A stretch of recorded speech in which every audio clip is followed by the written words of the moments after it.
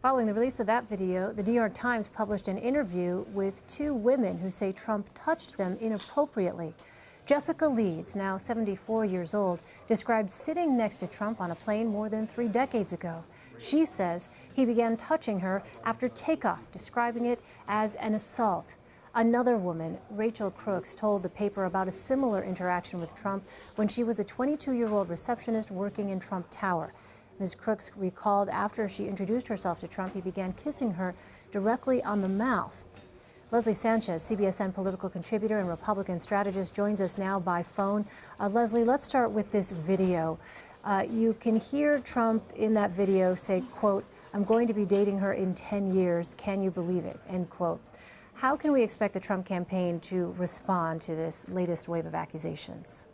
Well, I think we've seen already that the Trump campaign has come out and vehemently denied at least the accusations from the New York Times. It's very hard to deny what he is saying, on the tape.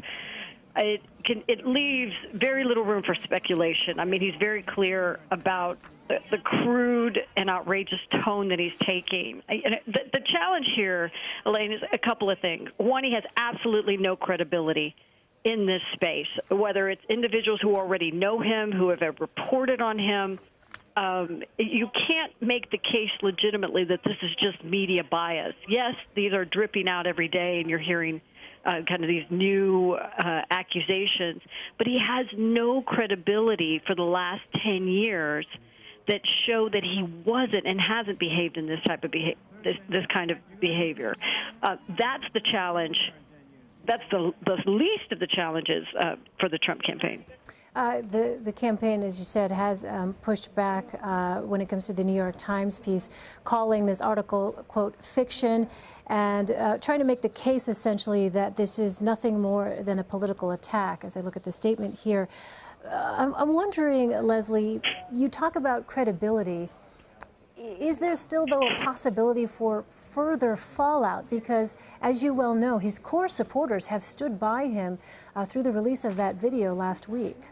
Sure. I think the core supporters, and you've seen it on the campaign trail, will be defiant. They will see this as a challenge. They will see this as a both media bias and a big, a firestorm from the left. But I will tell you, support among women is going down like the Hindenburg. Difficult to overcome for so many reasons. It has a generational problem. Whether you're talking about women in these articles in the 70s and 80s who had have experienced similar things to that. You have women of a younger generation who have been very much, like we've talked about, very sensitive, very open on social media about talking about what is okay and what's not okay. There's just a different tone in America when it comes to these types of accusations. I think we have to be careful because we don't know. It is a case of he said, she said. But from a media perspective and from a campaign perspective, he has such a thin thread to weave a good story together. I just don't know that it's doable. So I wonder, Leslie, as we've seen the poll numbers, he's already trailing Hillary Clinton in the polls. Do you expect numbers to slip further? I expect numbers, particularly in the women's space that we're talking about. He's got his solid base of support. We've been talking a lot about swing voters, and you do have so many folks who have said that they're, these undecided. The undecideds have made up their mind. They just necessarily weren't committed. They weren't committed to going either to a Democratic ticket, which they haven't done maybe in their lifetime, or for a third-party candidate. But I think that is the change we're about to see, is people are going to be more vocal about looking for an alternative or maybe standing down in this election. That's what we have to be careful of, is the overall effect. I don't think, Elaine, we know yet. So I wonder, against that backdrop, Leslie, from a strategic perspective here on the political front, what would be the best options, you think, for the Trump campaign at this point as we hear more and more of these stories and videos emerge? Sure. It's not the first time that Republicans have faced this kind of onslaught of, just accusations. They've just never compounded so much and been so outrageous, so disturbing, and quite honestly, so exhausting. This is an area nobody imagined we would be talking about as it relates to the leader of the free world. That's what's so difficult. It's difficult to overcome. And the Trump campaign does not have a bank of governors and strong leaders in the state parties that have come out and said, we're going to stand with him regardless. We know his character for the last, 10 years. As a matter of fact, just today, the Iowa state chair for the Federation of Republican Women stepped down because she could not in good faith support the top of the ticket.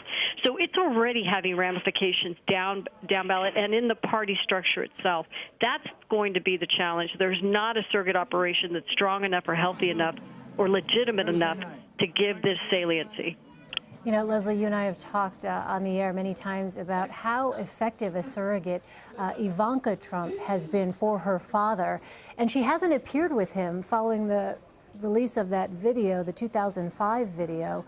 How significant is that, you think, Leslie?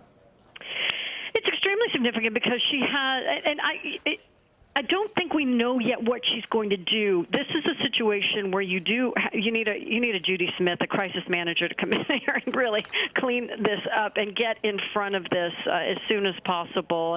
And again, it goes to the fact that Donald Trump is a poor messenger on this. He can say defiantly, and his supporters will stand with him. But for a lot of women who've really been struggling with what to do on November 8th, this is just compounding the problem. And Ivanka, I believe, instinctively knows that. Most women know that, especially business leaders who've been in probably uncomfortable situations themselves.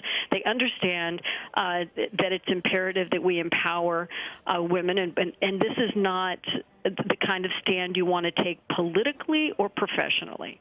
All right, Leslie Sanchez, thank you so much for your perspective. Appreciate it.